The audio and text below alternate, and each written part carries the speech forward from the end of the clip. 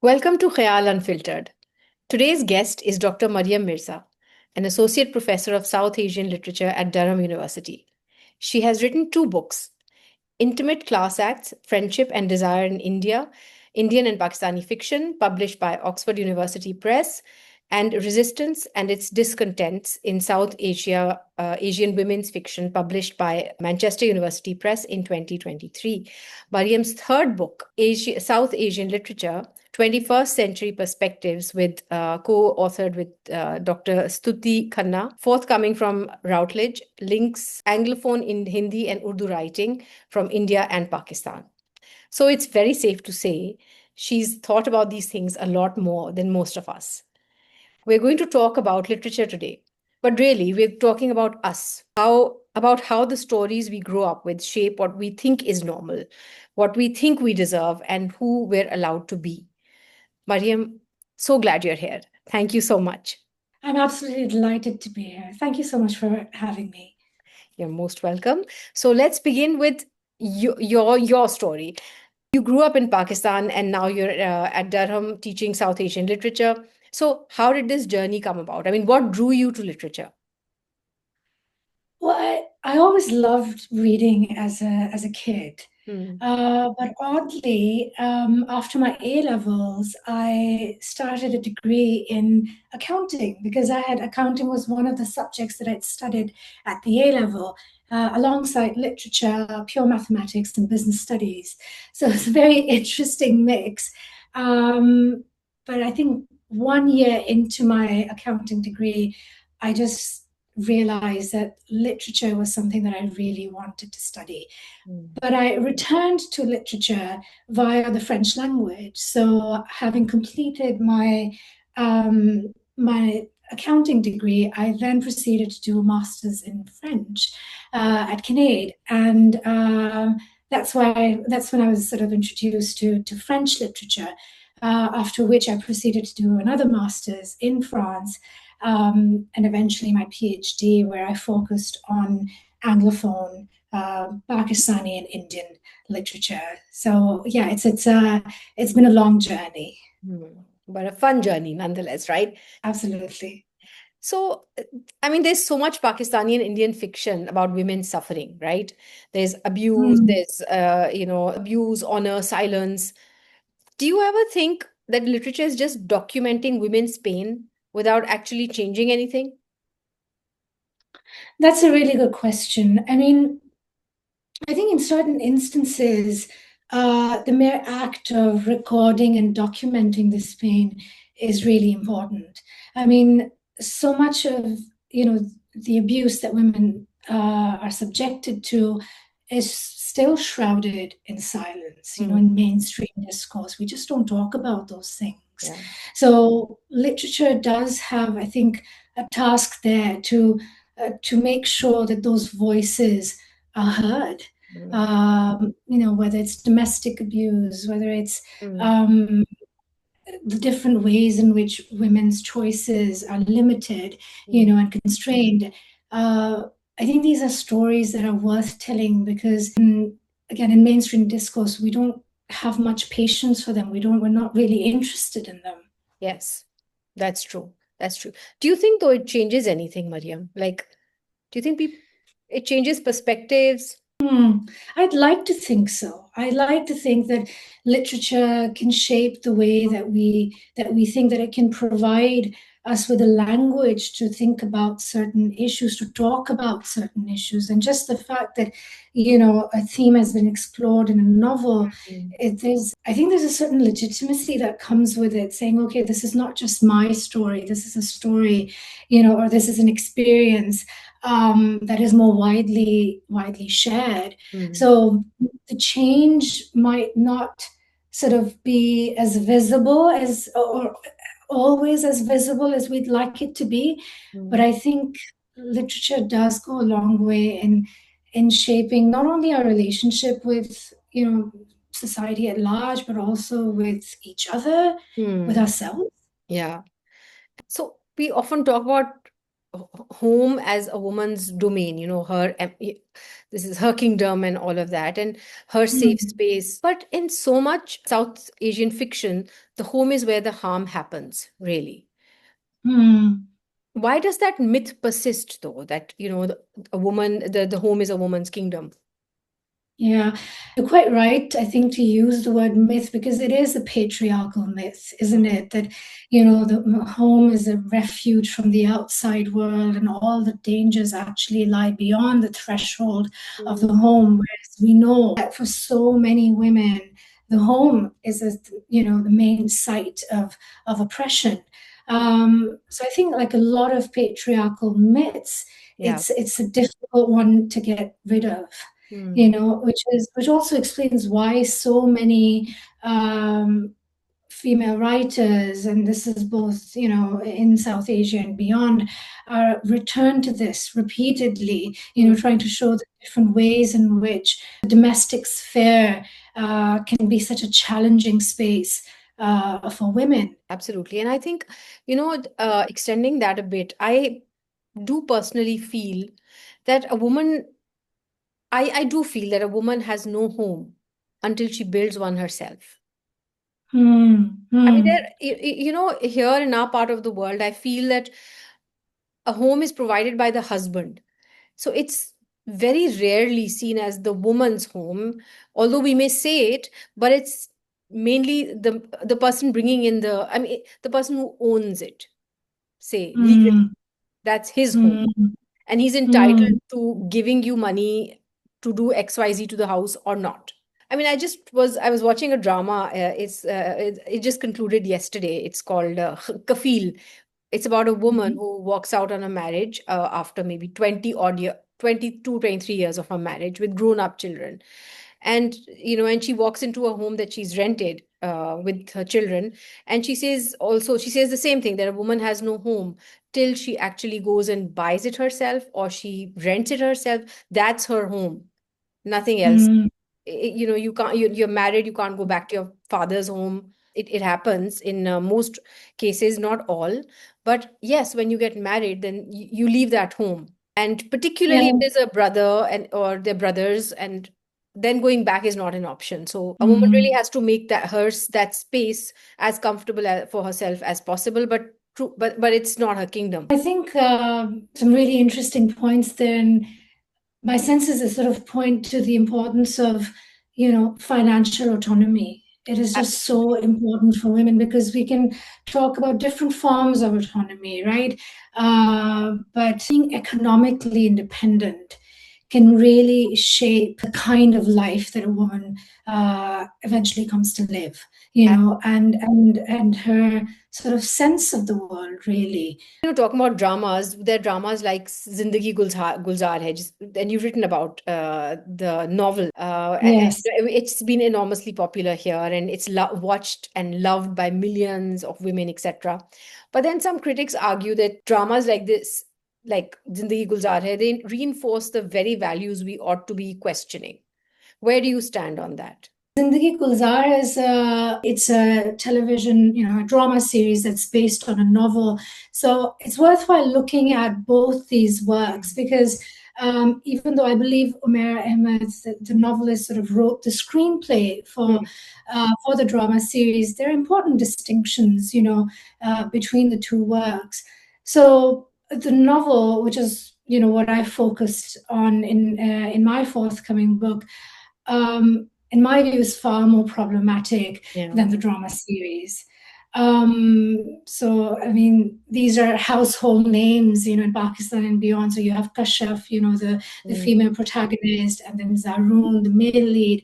And in the TV series, and that's something that we see across both works, there is a lot of focus on sort of female education, the importance of a woman having, a career, and all of those sort of aspects of the storyline. I think those are laudable, those are praiseworthy.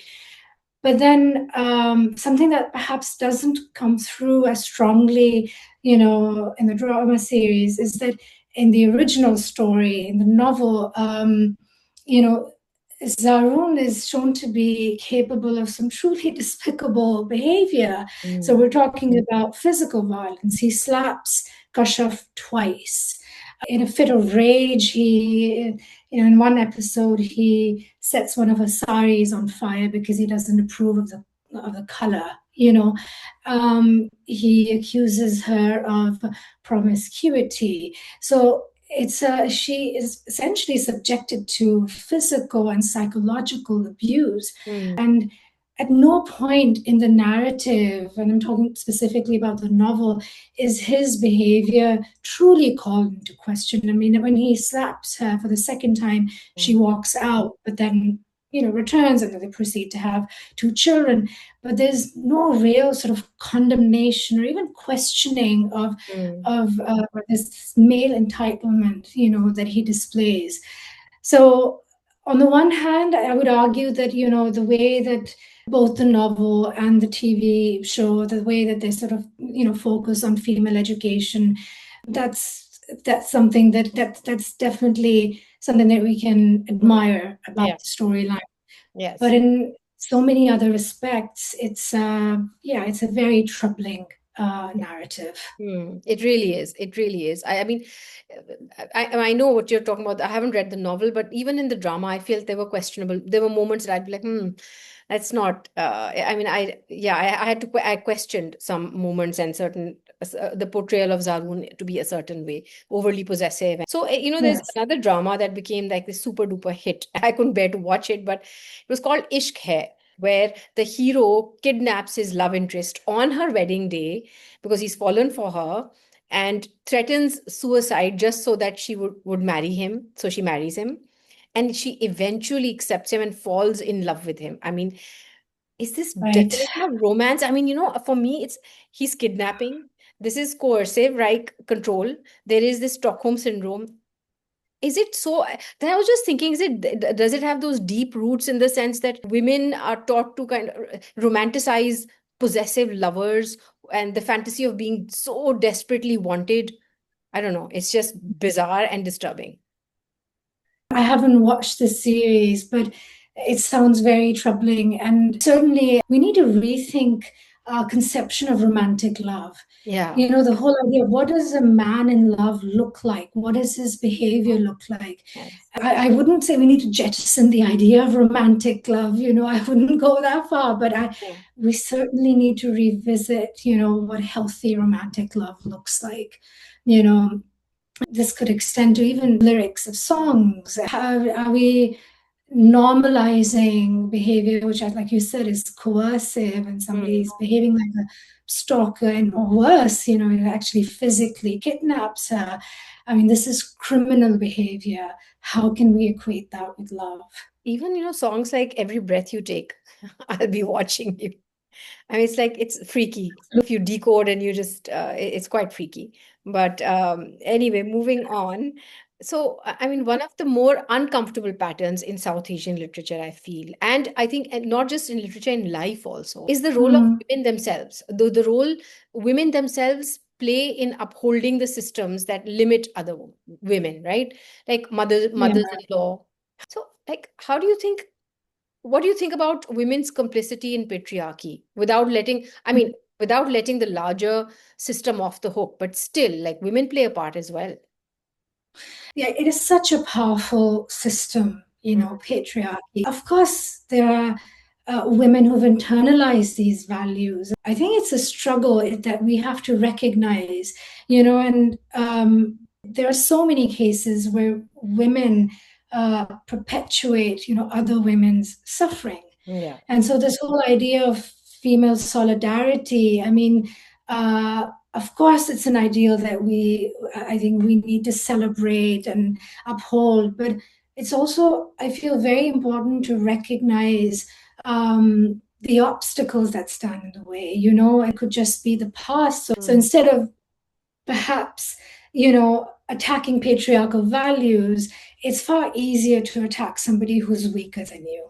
So and then when we're talking about female solidarity, there are other identity markers that come into play, because if we're thinking of, women, yes, gender is something that defines so many of us and informs our decisions and our life experiences. But there are other identity markers that come into play. So class, for example, Mm, mm, what about solidarity across class lines? mm, And a lot of the fiction that I look at, I mean, in that sense, it's quite pessimistic because it's saying that it's often very difficult to cross those lines, mm, to forge genuine bonds across the great class divide that we have in a country like Pakistan. mm, So I think what a lot of these narratives compel us to do is to think about how complicated, gendered identities are, how mm, complicated it is to be a woman, and to think about our relationship with other women. It's not just about the fact that we're,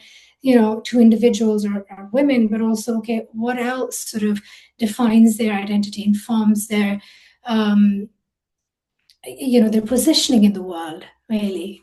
mm. Yeah, absolutely. Um, so your first book, so moving on from your first book is about friendship, right? The bonds between Hmm. women.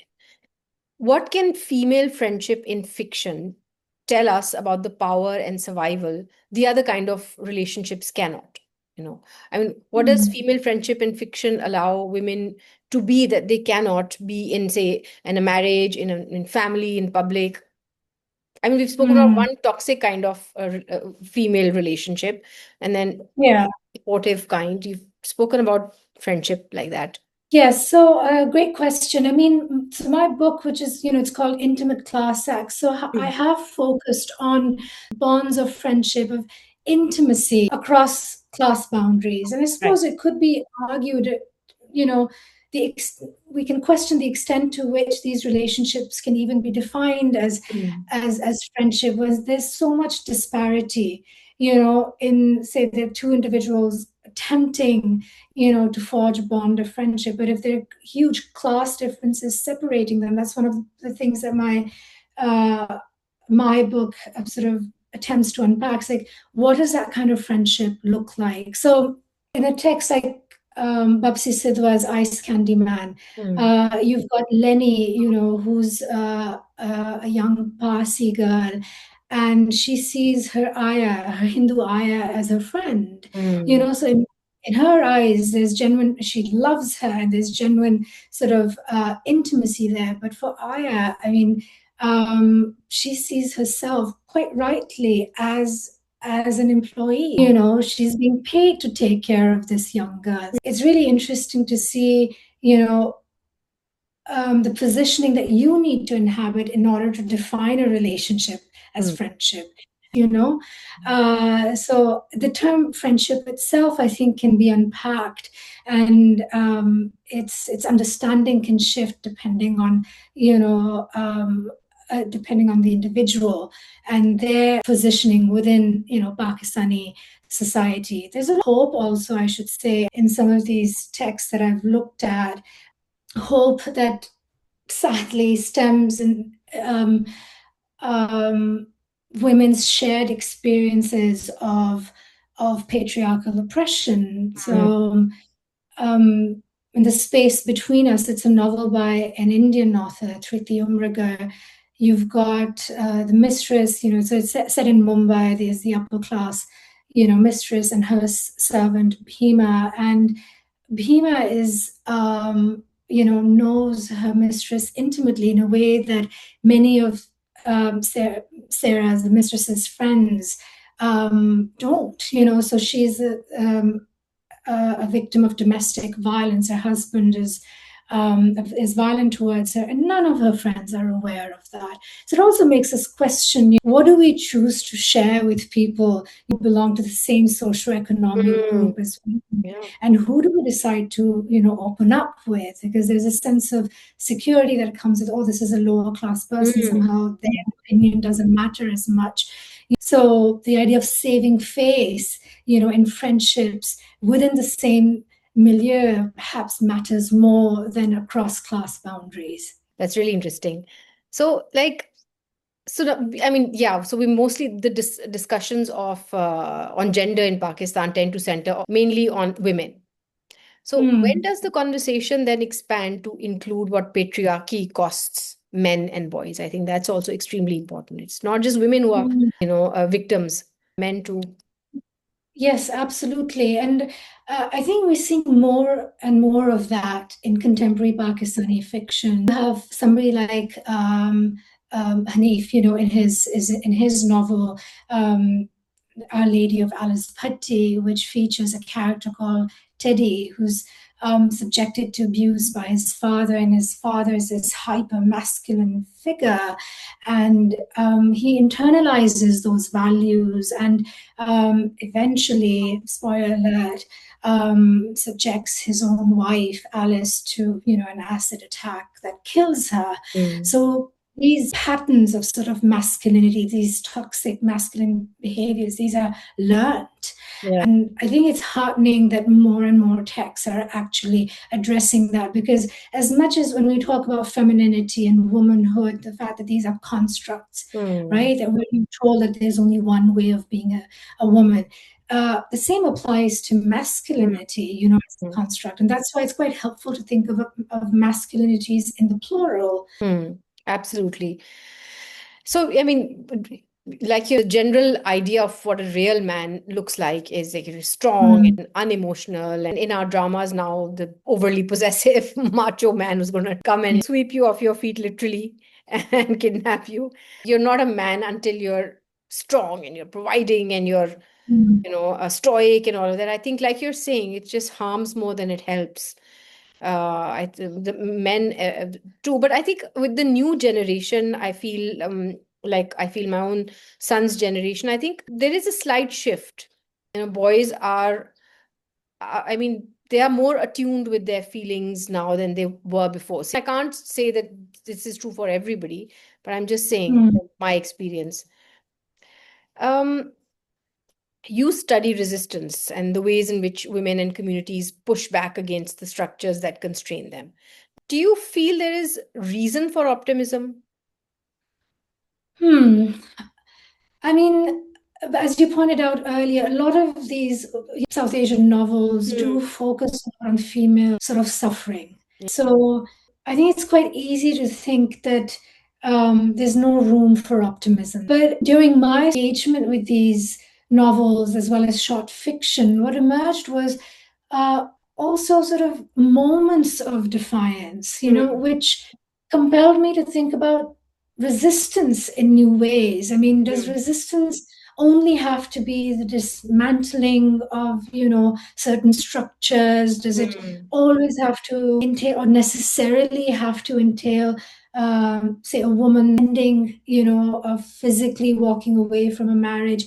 Or are there other ways in which resistance can manifest itself? So I Hmm. refer to that as, minor defiances, just moments where um, even silence can work as a form of resistance, Yes.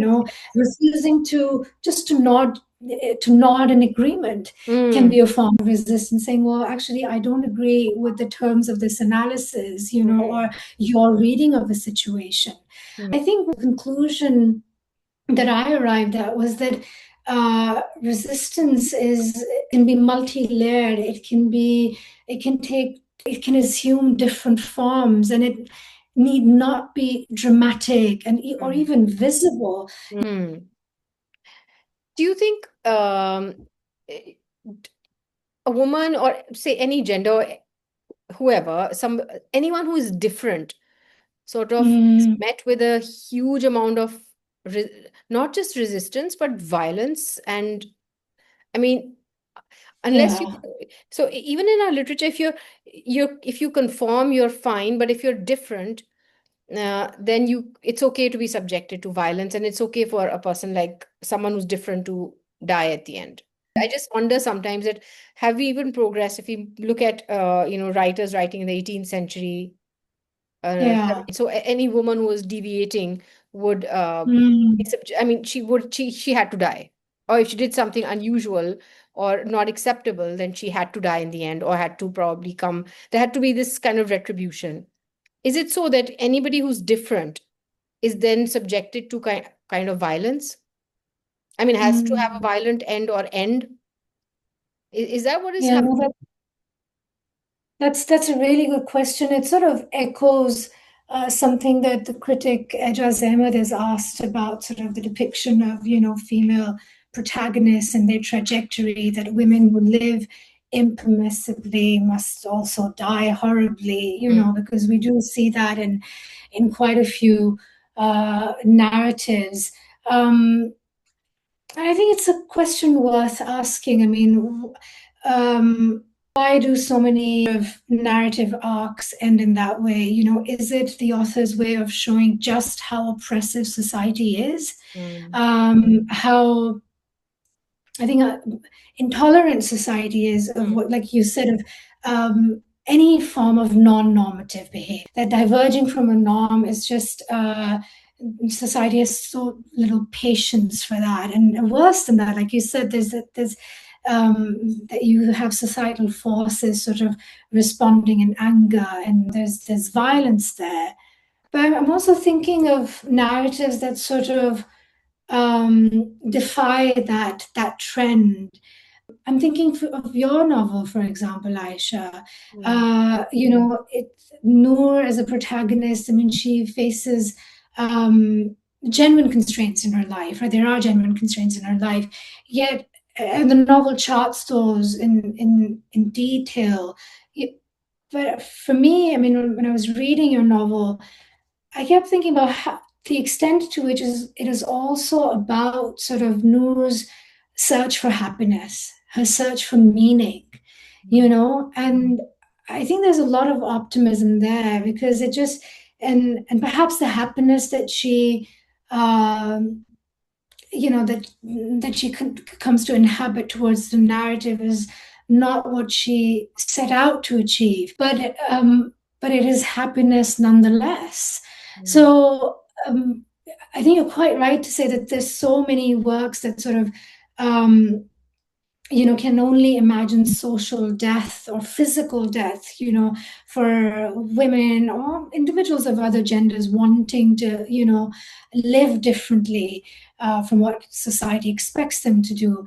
But there are also sort of this, and I think quite a few narratives also quite consciously try to portray different ways of living, different ways, what Sarah Ahmed refers to, different happiness scripts. I would say that there is a sort of a move towards, imagining other futures for women who transgress, or individuals of other genders who transgress, norms and social conventions. One book in any language that you think every Pakistani woman, I was going to say in her 20s, but I think every Pakistani woman should read, and why? Initially I had written every woman in her 20s because I thought, if a young person reading something and sort of learning or taking away some important lessons. But then I thought, should we just broaden it to every woman? So actually, in anticipation of your question, I've got a book right here. So it's the novel that I'd like to recommend is Gitanjali Shree's Hindi novel, Rate Samadhi, which has been translated into English by Daisy Rockwell, and it's called Tomb of Sand. And unlike a lot of the works that I've studied in my books, it features a protagonist who's actually a woman who's in her 80s. And I think this is a wonderful text, because not only does it compel us to think about what it means to be a woman in our part of the world, and a bit of the action actually takes place in Pakistan, because it's a partition novel, but it also makes such a strong case for finding happiness no matter what your age. So if you'd allow me, I'd love to read out the first few lines Yes, of this please. novel, because I also think it's beautifully written. Please, please. A tale tells itself. It can be complete, but also incomplete, the way all tales are. This particular tale has a border and women who come and go as they please. Once you've got women and a border, a story can write itself. Even women on their own are enough. Women are stories in themselves, full of stirrings and whisperings that float on the wind, that bend with each blade of grass. I leave it there. Wow, that is so beautiful. That is so lovely. Thank you so much. That's such a lovely parting thought and words, and it's beautiful. I'm going to get my hands on this. I would highly recommend it, and this has been an absolute pleasure. Thank you so much for having me, Thank Aisha. you, Maryam. Thank you.